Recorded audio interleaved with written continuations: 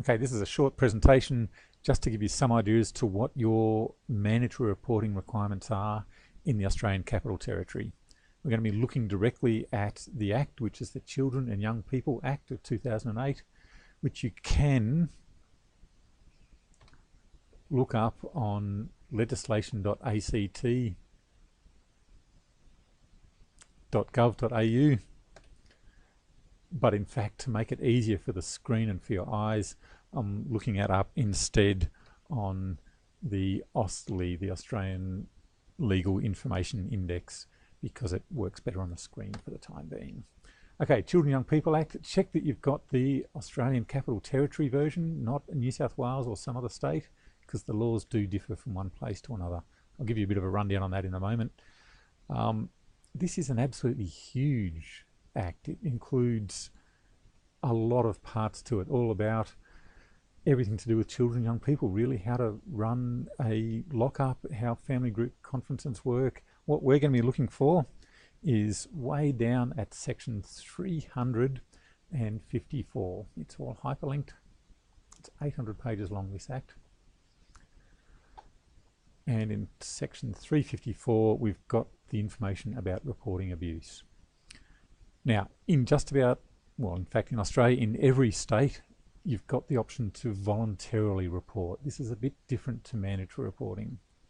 Anybody can report if they believe that a child or young person is being abused, is being neglected, or if they're at risk of abuse or neglect.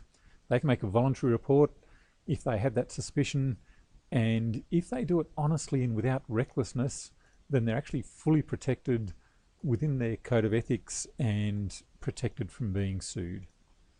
On the other hand,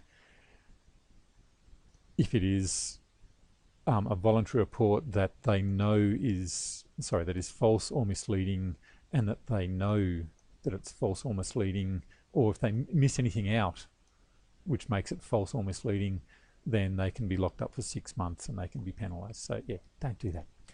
That's a voluntary report, which it said anybody can do. Now that's different to mandatory reporting. Mandatory reporting is that certain people are legally obliged. If they're adults, if they're mandatory reporters, which I'll get to in a moment, and if they believe that the child or young person has experienced or is experiencing either sexual abuse or physical abuse. Now you'll notice that doesn't include everything that was on the previous list. It doesn't include psychological, or some people would call that emotional harm. It doesn't include neglect. This is just about what the law demands of certain people. However, it does say if you're a mandatory reporter and their belief came about because of information that they got because of their work, and it's whether the work was paid or unpaid, then basically as soon as possible after getting that belief, they need to make a report giving the child or young person's name and the reason why they believe that. If they don't, then they can, again, serve time in jail or be fined. I'm just going to contrast that just a moment with the New South Wales version, which says that they give the definitions that the way we do in a moment, and they actually say that it has to be at risk of significant harm. So it doesn't specify sexual or physical harm. In fact, it can be neglect, it can be psychological harm. It does say if it comes about through their work, they also have a duty there. So it's different. Just be aware of that if you cross over the borders or work in a different state, there's a different threshold and different types of abuse that we're talking about. Okay, back to our act. Mandatory reporter, child or young person has to be reasonably believed that the child or young person is being sexually abused or physically abused. By the way, for the purpose of this act, a child or young person is anybody under 18. A young person is a teenager, but both terms are being used identically in this case. Legally, you would need to report that. Now, there's a couple of exceptions, and that is that if you believe that somebody else has already made the report, about, and this is important, about the same child or young person, but also if it's the same reasons. So it's not just you believe there's already been a report, it also has to be if it's the same reasons. This part of the law is basically intended to stop every member of a team having to make the report.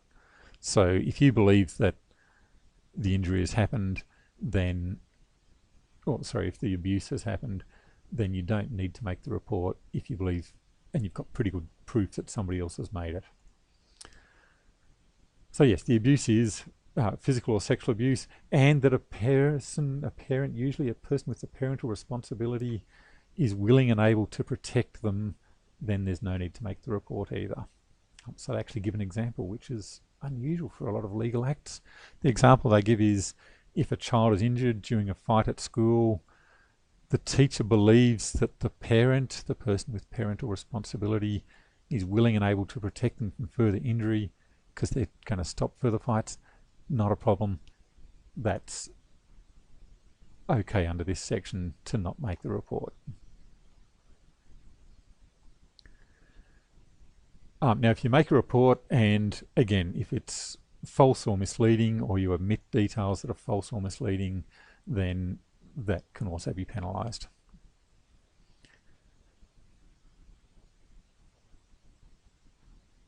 If they are being abused, so this just leaves unspoken what an actual mandatory reporter is. So in the ACT, it's not just anybody who works with children, but it is a fairly comprehensive list. Doctors, dentists, nurses, enrolled nurses and midwives, you can look up definitions for those if you really need to.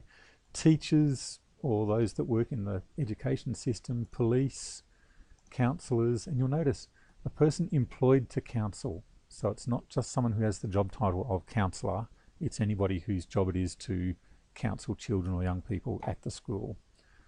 Childcare workers, home-based cares, various others. And finally we have public servants who provide services to children, young people or families, and people who in the course of their employment have contact with or provide services to children, young people and their families, and is prescribed by regulation. Now I've checked, there's no regulation there yet, but it's likely to come at some stage that will spell out the role of non-public servants who also have contact with children. When I've asked in the industry about this, people have said, no, we're not technically mandated, however, it's a obligation of our funding that we provide every worker with training and that they know that under our policies they're mandatory reporters. So a technicality there, but essentially anybody within the state working with children. There may be exceptions such as unpaid organisations. Scouts and Guides would be a good example. They actually have policies that say they are mandatory reporters, but that's a policy within the organisation. It's not on this list. That's the obligations in the ACT. Important points, don't confuse it with other states, and check that the abuse is happening within the state or as a young person living within the state. Otherwise the report has to go to New South Wales Department of Community Services either. You can Google the words Mandatory Reporters Guide, NSW, and you'll have quite a comprehensive list there for the New South Wales system telling you exactly what that significant risk of harm is.